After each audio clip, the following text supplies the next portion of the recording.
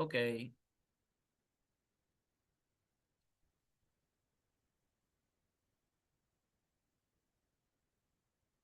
ok, mis líderes, bienvenidos a esta tercera edición de esta obra, Despertando al Gigante Interior de Tony Robbins. Este, este libro, que es un libro bastante grueso, pero bastante también interesante. Y hoy vamos a tocar cuatro temas que para mí son como el core de la idea central del libro de Tony Robbins. Esa metáfora de despertar al gigante interior, yo creo que un 50-60% tiene que ver con el trabajo de las creencias, ¿ok?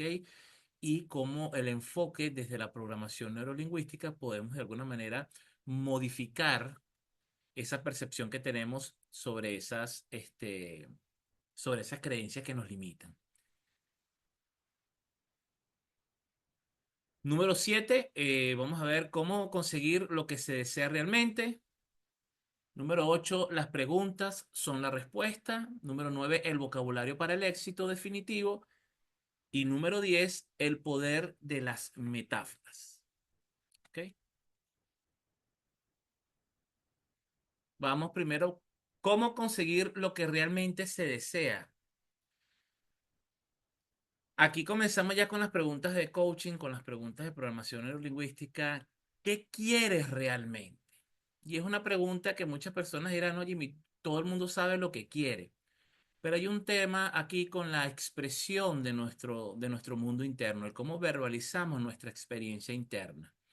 Cuando hablamos de qué es lo que tú quieres realmente, la perspectiva de la programación neurolingüística, sería ser específico y detallado y sobre todo en términos positivos.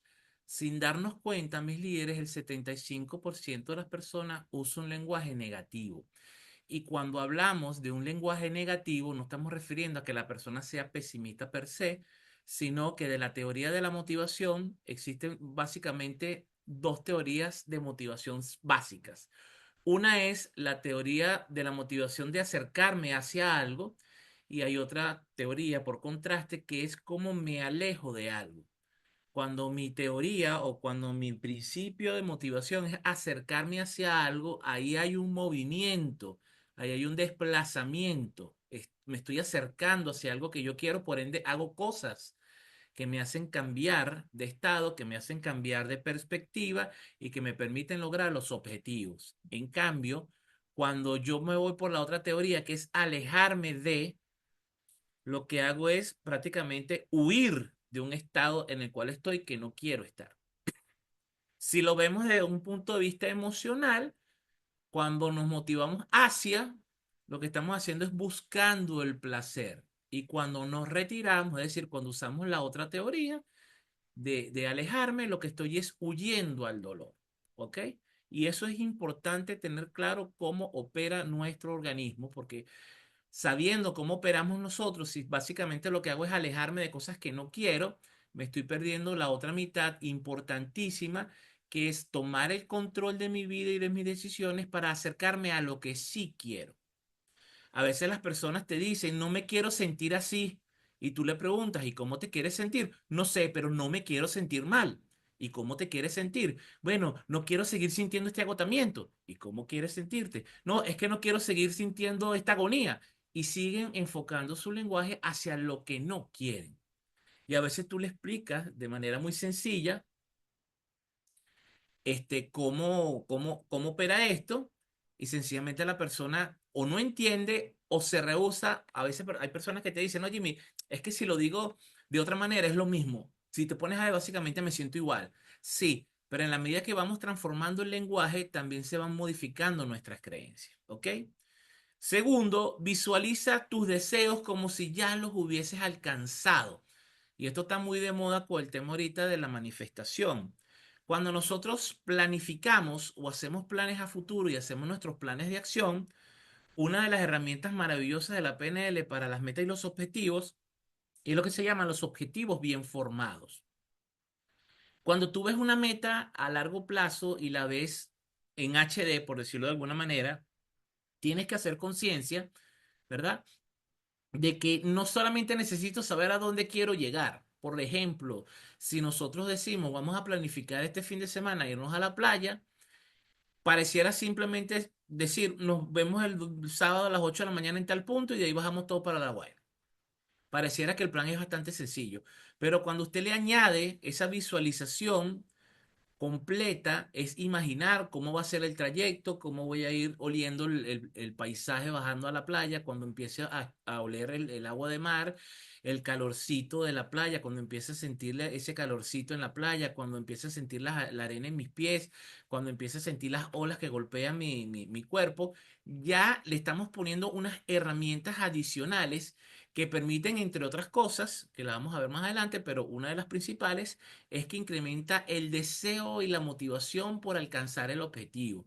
Si nosotros simplemente nos ponemos un objetivo, y fíjense que a veces esto funciona o esto opera en contrario.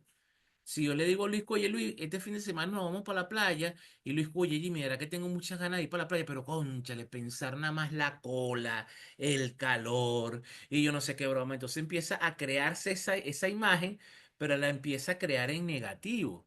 ¿Y qué ocurre con nuestra expectativa, mis líderes? Que cuando nos contrastamos con la realidad, cuando nos contrastamos con la realidad, nos damos cuenta que automáticamente la percepción nos hace cambiar, ¿ok? El cómo nos sentimos y el cómo nos sentimos va a hacer que de alguna manera cambie en el momento que estemos disfrutando lo que estamos planeando. Es decir, si yo me anticipo diciendo que voy a respirar aire puro, que voy a sentir el calorcito en mi cara, que voy a tomarme una cervecita con mi amigo Luis, que vamos a estar en un espacio tranquilo y relajado, la experiencia tiende a magnificarse, es decir, tiende uno a sentirse más satisfecho de haber alcanzado el objetivo. El caso contrario también ocurre, y el caso contrario es si yo empiezo a pensar en la cola, en que todo está caro, en que la arena va a estar muy fastidiosa, en que el calor va a ser insoportable, probablemente cuando viva la experiencia, aun y cuando la experiencia no sea tan tal cual como yo la estoy visualizando, va a tender a tener una percepción mucho más desagradable. ¿Ok? Y número tres, escribes tus deseos en positivo. Esto es lo que estaba conversando hace rato, de ver el lenguaje, de tratar de ver cómo opera nuestro lenguaje y tratar de ir modificando las palabras en negativo y colocar todo en términos positivos. ¿Ok? Si usted cree que funciona, usted cree que no funciona, hay que ponerlo a prueba y usted mismo se va a dar cuenta cómo la percepción de lo que está pasando en su entorno va a cambiar y va a tender a mejorar. ¿Por qué lo quieres? Una vez que sepa qué es lo que quiero, debo validar, esto se llama en PNL el chequeo ecológico, tengo que hacer un chequeo ecológico de por qué realmente lo quiero. Y aquí tengo que conectar el deseo con mis valores y con mis creencias, porque si no, no vamos a alcanzar el objetivo. Segundo, encuentra la motivación profunda que te va a impulsar, porque tengo que tener claro, y eso lo vimos cuando construimos objetivos hace como unos meses que tuvimos una clase especial sobre eso, de que tenemos que validar, mis líderes, que la meta y las necesidades sean mías, porque créanlo o no, gran parte de nuestros objetivos de vida no nos pertenecen. Simplemente quiero alcanzar el título porque es que mi papá quería que yo fuera contador, es que yo voy a hacer esto porque yo quiero complacer a mi mamá que quería que yo hiciera esto, es que yo toco un instrumento porque mi abuela no pudo ser músico, entonces ella toda la vida quiso que su nieto tocara un instrumento.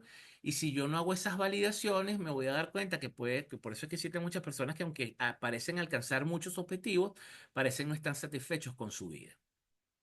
Aquí hay un ejercicio bastante valioso de programación neurolingüística que aunque no lo explica Anthony Robbins en su libro, cuando leo cuál es el sustento, me doy cuenta que tiene que ver con cómo identificamos nuestros recursos o los recursos que yo necesito para poder afrontar la vida que estamos viviendo, ¿ok?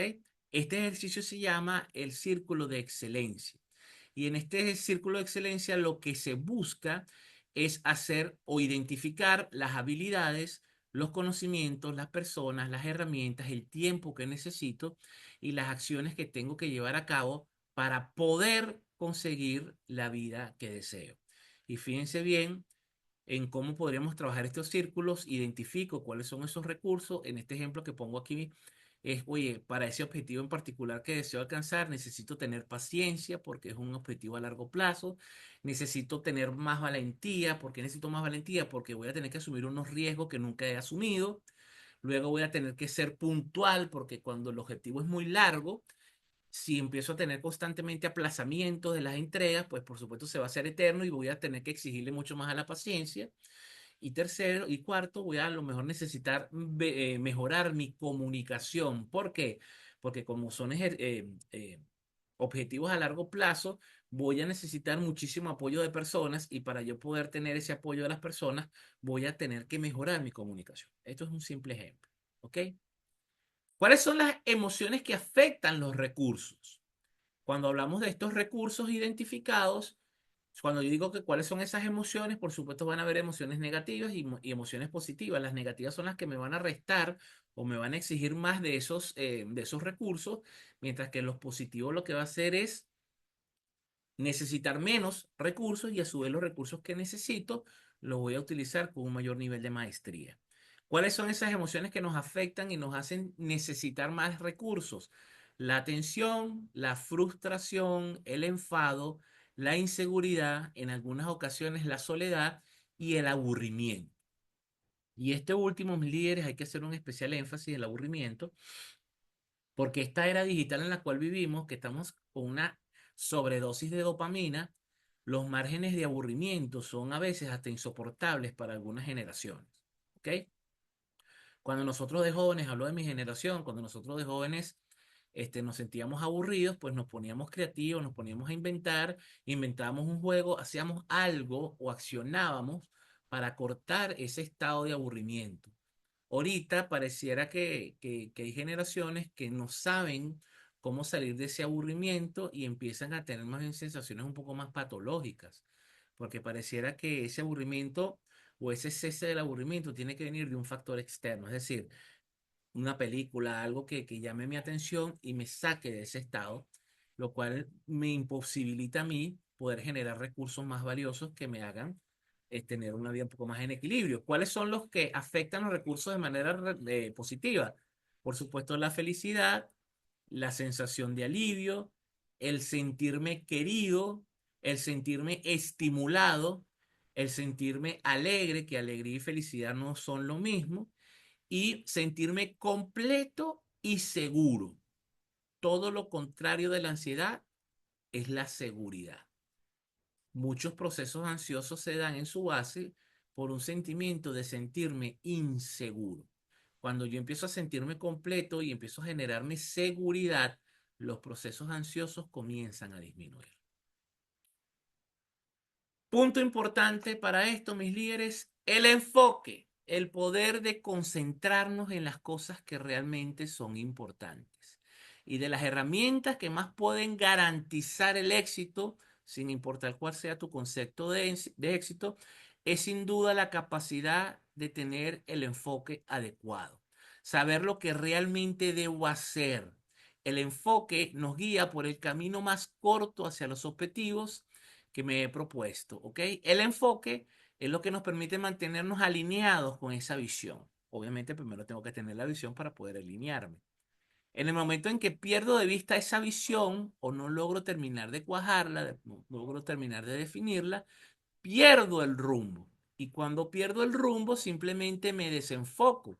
El desenfoco o el desenfoque lo puedo identificar de muchas maneras, como por ejemplo, cuando usted se siente perdido, cuando usted pierde las ganas o el interés de algo que antes le llamaba muchísimo la atención, falta de motivación, que es algo que aducen y muchas personas nombran ahorita, sentir vacilación en las acciones que antes estaba seguro que tenía que hacer. A veces dudamos, oye, ¿será que esto que estoy haciendo realmente es lo que tengo que hacer? Aquello en lo que enfocamos, mis líderes, nuestra atención, termina o se convierte en nuestra realidad. Esa realidad se torna en nuestras creencias y dependiendo de nuestras creencias, tendremos nuestros avances o nuestros retrocesos en la vida. Dice Robbins, el significado es a menudo una cuestión de enfoque, que se traduce también, según Joy Dispensa, en cómo estoy interpretando lo que está pasando en mi alrededor. ¿Ok?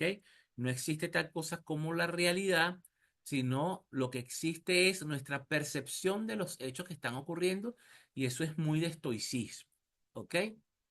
Recuerde que aquello en lo que usted enfoque la atención determina la forma en la que usted se va a sentir. Y aquí el autor menciona un ejemplo que a mí me parece maravilloso.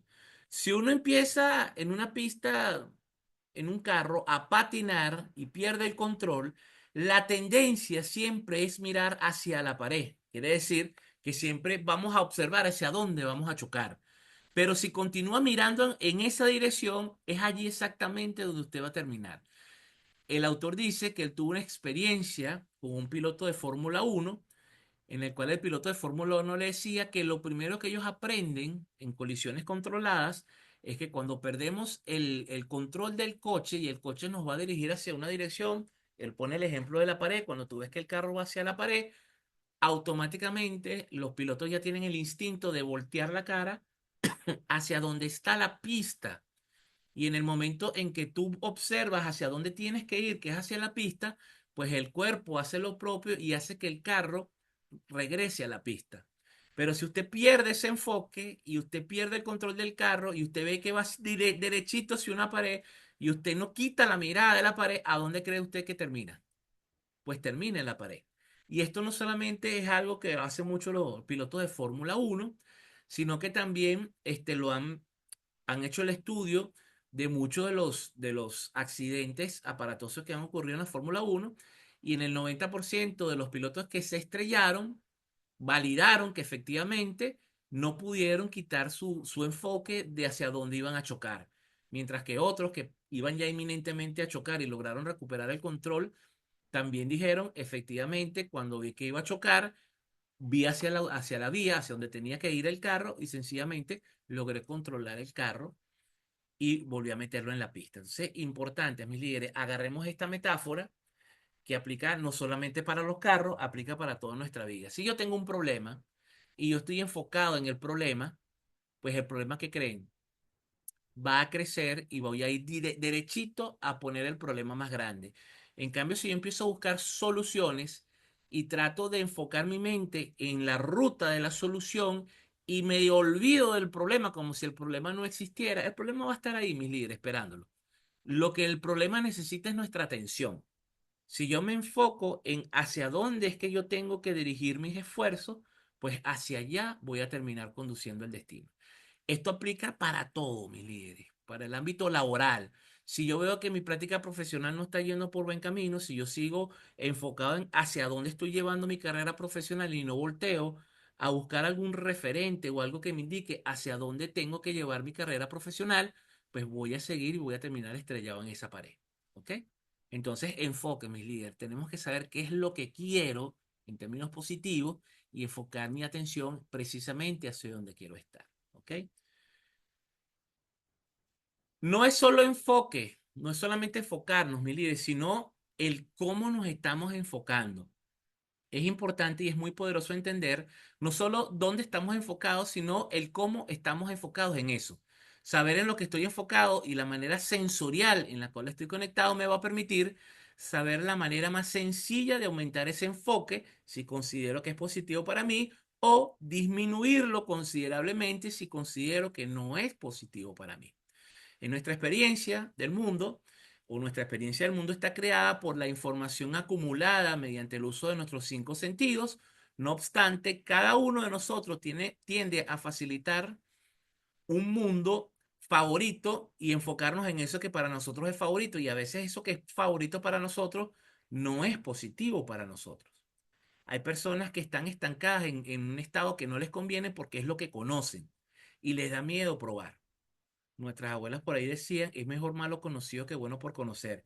Cuando usted agarra esa frase muy trillada de nuestros abuelos, se da cuenta lo profundamente negativa, tóxica y limitante de esa creencia. Es decir, yo no me voy a arriesgar a buscar algo mejor porque esto malo que tengo, por lo menos tengo algo. Entonces, mucho cuidado, mis líderes, con las cosas que nos decimos. Y aquí vamos a entrar en un término que a mí me encanta y es una de las herramientas que más utilizo de la programación neurolingüística, que es el trabajo de las submodalidades. Las submodalidades son los componentes más pequeños de nuestra experiencia sensorial interna. En otras palabras, son los detalles muy específicos y muy puntuales que dan forma a cómo estamos representando internamente la información a través de nuestros sentidos, visual, auditivo, kinestésico, olfativo y gustativo. Y esto, dicho de otra manera, dicho de otra manera, mis líderes, es simplemente el cómo estamos interpretando la experiencia interna que luego se transforma en cómo lo voy a, de alguna manera, a verbalizar. ¿Ok? ¿Cuáles son los principales ejemplos de submodalidades de visuales auditivos y kinestésicos? Los ejemplos de submodalidades visuales: color, si el color es vívido, es apagado o es en blanco y negro; el brillo, si ese brillo es intenso o es tenue; el tamaño, si el tamaño es grande o si el tamaño es pequeño; la distancia, si está muy cerca o está muy lejos; si tiene o no tiene movimiento, si la imagen es estática. En cuanto a lo auditivo, si el volumen está alto, es bajo, si lo escucho rítmico, si lo escucho nítido, si lo escucho con interrupciones. De hecho, hoy estamos transmitiendo con el internet secundario porque Inter se cayó desde ayer y no tenemos internet de banda ancha. Estamos ahí haciendo lo mejor que podemos.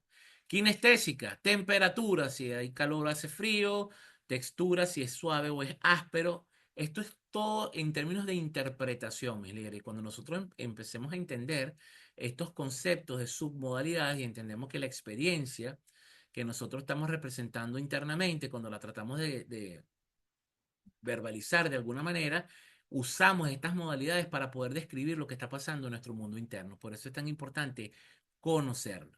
¿Ok? En la PNL sostiene que al cambiar esas submodalidades de nuestras representaciones internas, también podemos cambiar nuestras emociones y nuestros comportamientos asociados. Por ejemplo, si una persona tiene un recuerdo negativo, puede cambiar las submodalidades de ese recuerdo. Puede hacer la imagen más pequeña, la puede hacer más lejana. Incluso muchas personas han reportado que en recuerdos traumáticos el simple hecho de ver esa imagen y cambiarlo a un color blanco y negro o bajarle el brillo a la imagen que tienen en su mente, el trauma comienza a ceder. Cuando conversamos con una persona, podemos validar qué modalidades está usando, ¿ok? Mediante los predicados que está usando. En el contexto de la programación neurolingüística, los predicados se refieren a esas palabras que usamos para describir nuestra experiencia sensorial. Y estos son indicadores lingüísticos que revelan el sistema de representación preferido de la persona, lo cual nos ayuda a tener una comunicación más directa con la persona, ¿ok? Cuando yo identifico esos predicados que usa la persona, yo puedo adaptar mi lenguaje para comunicarme de manera más efectiva con esa persona. Obviamente, los vendedores que tienen herramientas de programación neurolingüística y hacen un enfoque importante en las submodalidades, se darán cuenta que son vendedores bastante exitosos. Obviamente, primero tenemos que concentrarnos en nosotros mismos para poder entender cuáles son nuestros canales preferentes y cuáles son los predicados y las modalidades que uso al momento de yo comunicarme. Porque a veces yo no logro comunicar o entablar un rapport con una persona porque es que precisamente los predicados que yo estoy usando a lo mejor son predicados contradictorios para la persona que los está percibiendo. Mismo caso, cuando yo no logro conectar con alguna persona, puede ser que los predicados que esa persona está usando son predicados que de alguna manera activan algún recurso de defensa inconsciente y por eso es que no logro entablar una conversación fluida con la persona. ¿Cuáles son las expresiones comunes basadas en submodalidades para que ustedes puedan ir ya identificando en esos patrones de lenguaje cuáles son esas expresiones o esas modalidades y submodalidades que utilizan las personas? En el canal visual, eso me ha iluminado el día. Esto sitúa tal las cosas en una mejor perspectiva. Eso es una oportunidad brillante o máxima. Este tipo tiene un pasado que hay que comprobar. Los árboles no nos dejan ver el bosque. Ese tipo de palabras denotan que el canal visual es el canal preferente de la persona. En el canal auditivo, perdón, el problema me grita, ¿ok? Te escucho claro y fuerte. Todo lo que estamos haciendo se detuvo como un chirrido. El tipo es realmente excéntrico y me aturde. Son palabras que denotan ese canal auditivo abierto. Y en el canal kinestésico, ese tipo es pegajoso. Esa cosa me abruma. Este concierto está realmente caliente. Me siento absolutamente inmerso en el proyecto. Son palabras que demuestran que la persona está trabajando, o por lo menos en ese momento, está operando en un canal kinestésico. Si usted cambia su estado, habrá cambiado por completo su vida. También, retomando la programación neurolingüística, un estado se refiere, perdón, a la condición total de una persona en un momento determinado, abarcando tanto la parte fisiológica como la parte psicológica. Es decir, es la combinación de pensamiento, emociones y la parte fisiológica. Cuando hablamos de pensamiento, por supuesto, es lo que la persona está pensando. En cuanto a la emoción, es cómo la persona se está sintiendo. Y en cuanto a la fisiología, es qué postura está mostrando, cómo está operando su respiración y cómo está su tensión muscular. A veces es fácil cuando estamos en una reunión y percibimos que a alguien no le caemos bien, y tú le preguntas por qué tú dices que la persona no le caíste bien, y dice, oye, no sé, pero sencillamente siento que no le cae bien. Pero cuando usted hace conciencia de interpretar de alguna manera lo que usted está viendo en la persona, usted puede ver que a lo mejor la persona tiene actitud tensa en la cara, a lo mejor los labios los tiene muy fruncidos, a lo mejor tiene las manos cerradas, a lo mejor tiene el cuerpo demasiado tieso. Cuando ves que la persona está como conteniéndose, entonces puede ser una señal de que no hay un buen rapport en esa comunicación. ¿Y por qué son importantes identificar esos estados, mis líderes? Porque los estados influyen directamente en nuestro comportamiento, en nuestras decisiones y en nuestros resultados. Cuando estamos en un estado positivo y de recursos, por ejemplo, cuando nos sentimos confiados, cuando estamos motivados, nos sentimos creativos, somos más propensos a desempeñarnos mejor, a comunicarnos más eficientemente, a tomar decisiones mucho más acertadas, a alcanzar nuestros objetivos, a asumir muchos más riesgos controlados y a ser una persona con una ambición bastante interesante. Por el contrario, cuando estamos en un estado negativo, por ejemplo, cuando tenemos ansiedad, cuando nos sentimos frustrados o desanimados, es mucho más probable que cometamos errores, ¿ok? Que tengamos dificultades para comunicarnos con asertividad, tomemos decisiones impulsivas o poco racionales y nos sintamos estancados. Me disculpo.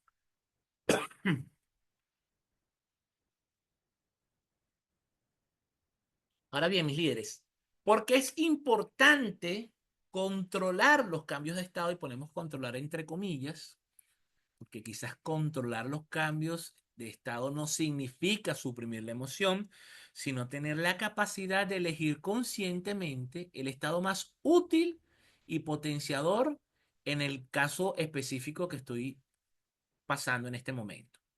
¿Y por qué es importante entonces controlar esos estados? Primero porque nos permite ser más resilientes, podemos recuperarnos mucho más rápido de situaciones difíciles, porque mejora nuestro rendimiento, porque podemos acceder a nuestros recursos internos cuando lo necesitemos, eso es lo que llamamos en PNL anclaje, fortalece nuestras relaciones, podemos comunicarnos de manera mucho más efectiva, empática, y separando, haciendo epogé, tratando de no engancharme con la emocionalidad negativa de otra persona, y aumenta nuestro bienestar porque podemos cultivar estados emocionales positivos con mayor frecuencia. Y cuando hacemos esto muy consciente y lo practicamos muchísimo, mi líder, lo que pasa con el tiempo es que podemos nosotros inferir o de alguna manera transmitir estados en otras personas. De hecho, hay técnicas de programación neurolingüística que nos permite romper el estado de la persona con la que estamos compartiendo y ayudarla a entrar en un estado que sea mucho más favorable para lo que nosotros necesitamos como equipo. No es manipulación, es sencillamente buscar la manera de tener un ambiente mucho más propicio para el crecimiento. La programación neurolingüística también ofrece diversas técnicas para gestionar los estados. El primero, ya lo mencioné en la lámina anterior, es el anclaje. Y el anclaje es simplemente asociar un estímulo a un estado deseado. Es decir, es la capacidad de que con alguna palabra clave, con algún toque en alguna parte de mi cuerpo, yo active un recurso que he dejado ahí instalado, ¿ok? Por lo menos hay personas que cuando van a una entrevista, por ejemplo, o van a hacer una exposición, se ponen nerviosos y empiezan a frotarse las manos. Y a lo mejor empiezan a frotarse las manos y ese acto de frotarse las manos los calma. Cuando tú le preguntas a la persona por qué te calma frotarte las manos, muy probablemente no sepa por qué. Pero a lo mejor, en algún punto en la cual la persona sentía inseguridad, alguien le ayudó a hacer ese gesto, o alguien le sobó las manos, o la mamá le agarró las manos, o el papá le agarró las manos y le dio seguridad, y entonces en ese momento le quedó eso anclado, y la manera de activar esa ancla para la persona, por ejemplo, es frotarse las manos. Cambio de submodalidades, esto modifica la forma en que representamos internamente nuestras experiencias, y esos cambios de submodalidades son buenos hacerlos porque son cambios muy sutiles, pero que generan un cambio bastante profundo e importante. Y el reencuadre, que es otra de las herramientas poderosísimas de la programación neurolingüística, es cambiar la perspectiva de una situación. Es decir, no cambio la situación, lo que cambio es la manera en que la estoy percibiendo o la que la estoy interpretando. Al aprender a gestionar nuestros estados, podemos tomar el control de nuestras vidas y alcanzar nuestro máximo potencial. Algo muy práctico para aplicar, ¿ok? ¿Sabe qué hacer para sentirse bien? Como se han dado cuenta mis líderes, los que han leído el libro a estas alturas de lo que va el libro, se han dado cuenta que ya aquí en este capítulo comienza el autor a hacer muchísimos ejercicios prácticos para cada uno de los temas que está trayendo a colación el autor. Y uno de los ejercicios para sentirse bien es un ejercicio tan simple como agarrar un blog, como este que tengo yo aquí, agarrar un blog y comenzar a hacer una lista de las cosas que me hacen sentir bien. Ahora y cuando yo tenga, me sienta muy abrumado, ahora y cuando no tenga tiempo o no tenga los recursos, el dinero, lo que sea, el simple hecho de agarrar una libreta, un lápiz y comenzar a anotar todas las cosas que me hacen sentir bien, ya ahí estamos haciendo lo que se llama el romper el estado. Porque estoy enfocando, recuérdense la metáfora de la pared, estoy enfocando, me estoy dejando de enfocarme en lo que me hace sentir mal y estoy comenzando a ver, haciendo conciencia de qué cosas me hacen sentir bien. Ya ese es un ejercicio bastante importante. Llegados al capítulo 8 llamado Las preguntas son las respuestas, empieza el autor hablando de la importancia que tiene el poder de la pregunta, de hacernos preguntas. Aquí Robbins destaca que la calidad de nuestra vida está directamente relacionada con la calidad de las preguntas que nos hacemos. ¿Ok? Las preguntas, mis líderes, dirigen nuestro enfoque y determinan nuestras respuestas emocionales y nuestras acciones. Las preguntas empoderadoras pueden cambiar nuestro estado emocional y abrir nuevas posibilidades. Y aquí, mis líderes, hay algo que hay que hacer conciencia. El diálogo interno, inconsciente, que tenemos todos los seres humanos, se da en el formato de preguntas y respuestas. Es decir, el 85% del diálogo interno inconsciente es su inconsciente haciéndose preguntas. ¿De dónde saca el inconsciente las preguntas? De nuestras conductas y de nuestras interacciones. Por eso aquí volvemos a retomar lo que decimos en prácticamente todas las clases. Tenemos que tener cuidado nuestro círculo íntimo. ¿Por qué? Porque nuestro círculo íntimo es la materia prima de las preguntas que nos hacemos. Ay, Jimmy, tú cada vez que te veo estás así. Oye, Eli, cada vez que te veo haces tal cosa. Y nos empiezan a hacer preguntas. Algunas podrán ser buenas, pero la gran mayoría no son preguntas tan buenas. ¿Ok? ¿Cómo combatir esto, mis líderes? Y creo que lo digo más adelante, pero no importa si después más adelante lo repito. Es así como hicimos la lista de cuáles son las cosas que me hacen sentir bien, es comenzar a hacer lista, mis líderes, de preguntas poderosas, preguntas que me movilicen a una mejor versión de ser humano del que soy hoy. Y cuando usted se empieza a hacer preguntas de manera consciente y repetido, se empieza a hacer preguntas buenas, preguntas buenas. Si no puede pensar en preguntas, si no se me ocurre ninguna, métase en Google y dame una lista de 100 preguntas poderosas para transformar mi vida. Y le van a aparecer listas y listas y listas y listas de preguntas poderosas. Y usted lo que tiene que hacer es empezar a anotar esas preguntas a mano en cuanto papelito tiene y ponerla en el escritorio de su oficina, en el baño, en el espejo cuando se esté cepillando los dientes, en la nevera, para cada vez que vaya a abrir la nevera, usted lea preguntas poderosas. ¿Qué va a ocurrir? Que cuando usted conscientemente empiece a alimentar su subconsciente con preguntas y preguntas poderosas, va a comenzar a hacer ese cambio a nivel inconsciente de sustituir las preguntas que constantemente se hacía para comenzar a hacerse preguntas mucho más poderosas.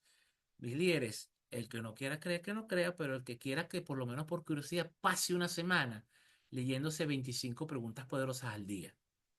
Y usted se va a dar cuenta que en 7 días su perspectiva va a cambiar. En 7 días su enfoque va a ser distinto. En 7 días usted va a empezar a ver cómo su realidad empezó a cambiar mágicamente. Oye, Eli cambió, oye, Luis cambió, oye, Lourdes cambió. Probablemente no han cambiado nada. Probablemente ha sido usted el que ha cambiado su perspectiva y la manera que está interpretando su entorno y su medio ambiente. ¿Ok? ¿Cuáles son los tipos de preguntas? Y básicamente el autor coincide con el mundo del coaching de que existen dos tipos de preguntas. Básicamente las preguntas que limitan y las preguntas que potencian. Las preguntas que limitan nos mantienen atrapados en patrones negativos, mientras que las preguntas que nos empoderan nos impulsan hacia un crecimiento y hacia el éxito. ¿Cuáles podrían ser ejemplos de preguntas potenciadoras? ¿Qué puedo aprender de esta situación? Esa es una buena pregunta para sustituir la pregunta de Calimero, que se hace la mayoría de las personas. ¿Por qué me pasa esto a mí? La pregunta de la víctima. ¿Por qué me pasa a mí esto? Si yo en lugar de eso me pregunto, ¿qué puedo aprender de esta situación? Es mucho más valioso. ¿Cómo puedo mejorar esto? Es mucho más empoderante que quién lo echó a perder, o quién lo rompió, o quién es el culpable. ¿Cómo puedo mejorar esta situación? ¿Cómo puedo hacer para lograr mis metas? En lugar de decir, porque yo nací así, porque yo no soy tan inteligente como mi vecino, porque yo no tengo más suerte. Es cómo puedo lograr alcanzar mis metas. Ay, Jimmy, es que no tengo más dinero. ¿Cómo puedo hacer yo para mejorar financieramente, para ser más responsable con mis finanzas, para poder generar más ingresos? Eso es mucho más poderoso que preguntarme por qué no tengo más plata. El proceso de cuestionamiento, y esto aquí, mis líderes, ya estamos entrando en profundidades, ya estamos entrando en temas que incomodan a la mayoría de las personas. El autor propone un sistema de cuestionamiento propio para poder cambiar nuestros patrones de pensamiento y de comportamiento. Cuestionarse es distinto a criticarse, es distinto a darse látigo, ¿ok? El cuestionamiento va más hacia qué cosas puedo hacer para mejorar, no en decirme en qué tan mal estoy haciendo las cosas. Este proceso implica identificar las preguntas que nos hacemos habitualmente y comenzar a reemplazarlas poco a poco por preguntas que sean mucho más constructivas para mí. El objetivo aquí, mis líderes, es desarrollar un hábito de cuestionamiento sano que nos permita tomar el control de nuestras vidas. ¿Ok? Entonces, ese cuestionamiento, mis líderes, tiene que ser algo equilibrado. ¿Ok? Nuestras preguntas, mis líderes, van a determinar nuestros pensamientos. Nuestro pensamiento se nutre de preguntas, como les dije anteriormente, y nuestro diálogo interno también está compuesto en más de un 80% de preguntas. Y de ese 80%, el 90% de esas preguntas son inconscientes, es decir, que no estoy consciente de qué cosas me estoy preguntando. ¿Qué quiere decir esto? Que si ese 90% de las preguntas de nuestro diálogo interno no sabemos realmente lo que nos está preguntando, lo que nos estamos preguntando, eso podría explicar muchísimas de las conductas que tengo y que quizá yo mismo me critico, pero que no soy consciente de por qué Carrizo lo estoy haciendo. ¿Ok? ¿Cómo funcionan las preguntas? Bueno, número uno, cambian inmediatamente aquello sobre lo que estamos enfocando la atención y en consecuencia el cómo nos estamos sintiendo. Segundo, las preguntas cambian aquello que estamos suprimiendo. Tercero, las preguntas cambian los recursos de que disponemos. Y número cuatro, las preguntas crean nuevos mundos aportando también nuevas ideas.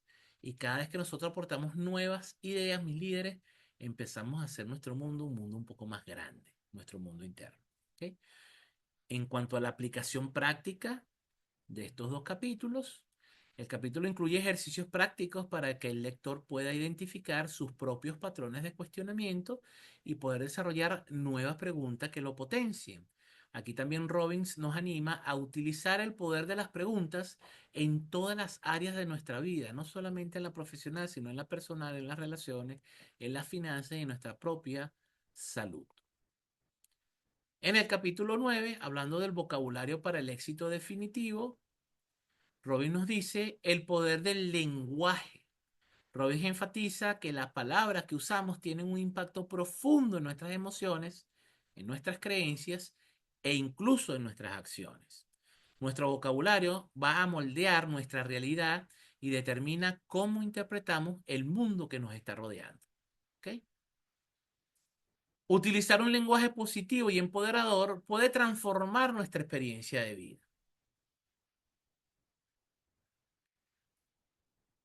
Cuando transformamos los estados emocionales, aquí el autor nos explica cómo podemos cambiar nuestro estado emocional al modificar las palabras que usamos para poder empezar a describir nuestra experiencia de una mejor manera.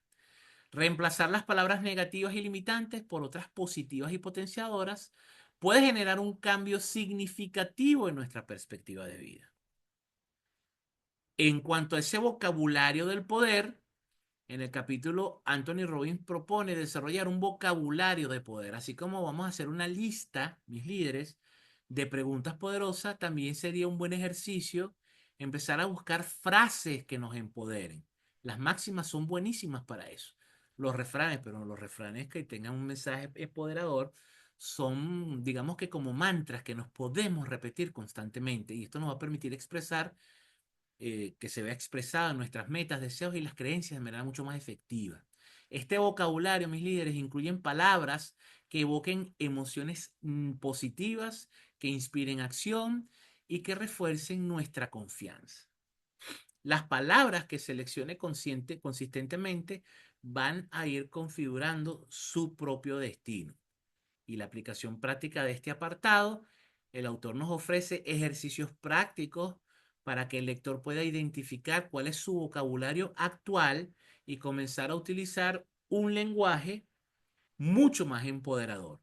Aquí también el autor nos anima a siempre que seamos conscientes de las palabras que estamos utilizando y que éstas sean las adecuadas para conseguir los objetivos propuestos. Aquí hay un ejercicio práctico en el cual el autor nos dice, haz dos listas de las palabras claves viejas o las que esté usando actualmente, que usted conscientemente sepan que son más bien frases incapacitadoras y las empiece a cambiar por palabras nuevas que sean palabras más capacitadoras. Voy a poner tres ejemplos simples de los muchos que están en el libro, porque son como 4 páginas. Me siento abrumado. Cada vez que usted utilice esa frase, oye, estoy abrumado, estoy abrumado, estoy abrumado, estoy estresado, empiezo a decir, me siento desafiado, porque los desafíos nos hacen crecer. Me siento tenso, lo puedo sustituir porque me siento como cargado de energía, porque a veces la tensión es eso, un exceso de energía en el cuerpo que no es drenado. Pero cuando yo lo identifico como energía, le estoy dando la oportunidad a mi cuerpo a que busque la manera de poder canalizar esa energía. Me siento terrible, lo puedo cambiar por me siento diferente, porque diferente lo puedo transformar en un diferente positivo. Y llegamos a un punto que me encanta, mis líderes, es una de las herramientas que más me gusta usar en comunicación, y es el poder que tienen las metáforas. Todos los grandes maestros y sabios de la historia como Buda, Mahoma, Confucio, Lao Tse, han utilizado las metáforas para poder transmitir el significado de sus palabras al hombre común. Al margen de cuáles sean nuestras creencias religiosas, la mayoría de nosotros estaría de acuerdo en reconocer que, por ejemplo, Jesucristo fue un maestro notable cuyo mensaje de amor no solo ha perdurado por lo que dijo, sino también por la forma en la cual lo dijo. Desde el enfoque del liderazgo, el uso de las metáforas se hace más latente mediante la resignificación y el uso que hacemos en el liderazgo de la perspectiva. ¿Okay?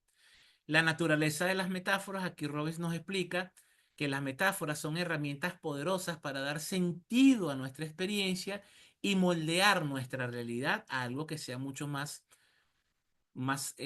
potenciador para nosotros. Las metáforas son representaciones simbólicas que nos permiten comprender conceptos complejos y abstractos de manera mucho más fácil e intuitiva. Y el simbolismo, mis líderes, tiene un potencial y un poder bárbaro. Si ustedes quieren adentrarse en lecturas profundas de simbolismo, lean Jung. Jung es uno de los maestros más grandes que yo he leído en cuanto al símbolo y sus interpretaciones y el poder que tienen esos símbolos en nosotros. Y el símbolo es tan poderoso, mis líderes, que actúa sobre nosotros aún sin nosotros saber el poder que tienen los símbolos. Por eso es que a veces hacemos cosas y no sabemos por qué lo hacemos. Y cuando empezamos a entender sobre simbolismo, nos damos cuenta de que es un lenguaje metafórico bastante potente y que si lo conocemos, mis líderes, de verdad puede traernos un beneficio bastante importante. Utilizamos metáforas constantemente, a menudo sin darnos cuenta, para describir nuestras emociones, relaciones y nuestras situaciones más importantes de la vida. ¿Cuál sería el impacto de esas metáforas? Aquí el autor destaca que las metáforas que utilizamos pueden tener un impacto profundo en nuestro estado emocional, creencias y comportamientos. También las metáforas negativas y limitantes pueden mantenernos atrapados en patrones de pensamiento y de comportamiento totalmente destructivos. Y las metáforas positivas y empoderadoras pueden inspirarnos, motivarnos y ayudarnos a alcanzar nuestras metas. ¿Cómo podemos crear esas metáforas potenciadoras? Aquí Robbins propone que podamos tomar el control de nuestra vida al crear y utilizar metáforas que nos sirvan. El capítulo también ofrece estrategias para identificar metáforas limitantes y reemplazarlas por otras que nos impulsen hacia el crecimiento y el éxito. Y fíjense algo importante aquí, mis líderes. La metáfora no solamente es un cuento, la metáfora puede usarse de manera también descriptiva y hasta comparativa. De hecho, una de las maneras en que más nuestros padres usaron las metáforas con nosotros es con el uso de la comparación. Por eso hay muchas personas que dicen que la comparación tiende a ser odiosas. La comparación tiende a ser odiosa, mis líderes, cuando la comparación es fea. Si a nosotros nos comparan con alguien poderoso, con alguien muy inteligente, pues la comparación no debería ser ofensiva. Pero ¿qué pasa? Que la comparación generalmente se usa para compararnos con cosas feas, para compararse con cosas que no son bonitas, que no son agradables. ¿Por qué? Porque esa comparación era una herramienta, sin ninguna mala intención, digo yo, de los padres, como para generarnos ese cambio de estado, hacernos sentir molestos. Y te pareces a tu primo el flojo. Eres tan flojo como tu primo, eso es una metáfora. Y cuando yo no me quería identificar con la flojera de mi primo porque yo no me sentía que era una persona floja, eso me generaba un cambio de estado y quizás me hacía pararme a recoger mi cuarto. ¿Ok? Ese es un uso práctico de una metáfora, aunque claro, en la mayoría de los casos cuando se usa la metáfora de comparación, generalmente la metáfora de comparación hace un rompimiento de estado, pero hacia lo negativo, porque la mayoría de las veces que las personas nos comparan, generalmente nos comparan con algo que no nos gusta. ¿Ok? El autor también nos anima a utilizar la creatividad y la imaginación para desarrollar metáforas personales que nos resuenen con valores y con aspiraciones. Los que han leído alguno de mis libros se darán cuenta que yo he hecho muchas anécdotas, muchas metáforas y trato de transformar situaciones de aprendizaje de mi vida en historias sencillas de digerir, porque cuando usamos la metáfora para el aprendizaje tiende a ser mucho más significativo. En cuanto a la aplicación práctica acá, el capítulo incluye también ejercicios prácticos para que el lector pueda identificar cuáles son las metáforas que está utilizando habitualmente y comenzar a crear nuevas metáforas que sean mucho más potenciadoras. Aquí también el autor nos anima a utilizar el poder de las metáforas en todas las áreas de la vida, especialmente en las relaciones y en la salud, parecido al apartado anterior. ¿Ok? Como ejercicio práctico acá, el autor nos dice, partiendo de una simple pregunta muy filosófica, muy al estilo Aristóteles, ¿qué es la vida? Y aquí el autor nos pide responder a esa pregunta filosófica, ¿qué es la vida?, a través de las metáforas que describan lo que para mí es la vida. Luego voy a hacer una lista de todas esas metáforas que incluyan las relaciones o el matrimonio. Luego voy a tomar otro ámbito de mi vida para ejercer un mayor impacto sobre nosotros y crear metáforas nuevas y más poderosas para cada uno de esos ámbitos importantes en nuestra vida. Ok, mis líderes. Momento de sus preguntas, comentarios. ¿Qué les resonó en esta? Espero que el internet se haya comportado por lo menos relativamente bien. Sigue intercaído. Pasó la prueba, La prueba, Jimmy, el medianamente. internet. Los que están en TikTok me están mandando mensajes de que se les cae cada ratico. Bueno, por lo menos ustedes tuvieron la suerte de acompañarme bien. Bueno, mis líderes, La semana que viene es una sesión especialísima del Club de Liderazgo, ya que la semana que viene llegó el día de la tercera edición de los Leader Talks. Como cada año, los Leader Talks traen 5 conferencitas. Bueno, realmente traen 4, porque yo siempre me coleo. Claro, yo soy el dueño de la fiesta, yo me invito. Tenemos 5 oradores que van a traer 5 conferencias. De verdad que en la conversación que tuve en las reuniones que he tenido con cada uno de los conferencistas, aparte de que son personas que conozco, que no solo conozco, sino que sigo su trabajo, estoy muy cerca del trabajo que está haciendo cada uno de estos líderes y de verdad es un trabajo que van a poner a disposición de todos nosotros. En las redes sociales, mis líderes, y en los grupos en los cuales están conmigo, ya probablemente ya les llegó la invitación. En los grupos que no les ha llegado la invitación debe estar llegando mañana. Ahí van a tener un link de inscripción para que puedan entrar a la sala de la semana que viene.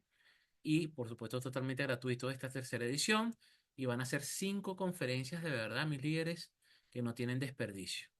Así que la semana que viene, semana especial con los Leader Talks, cordialmente invitados, mis líderes. Gracias por acompañarme el día de hoy.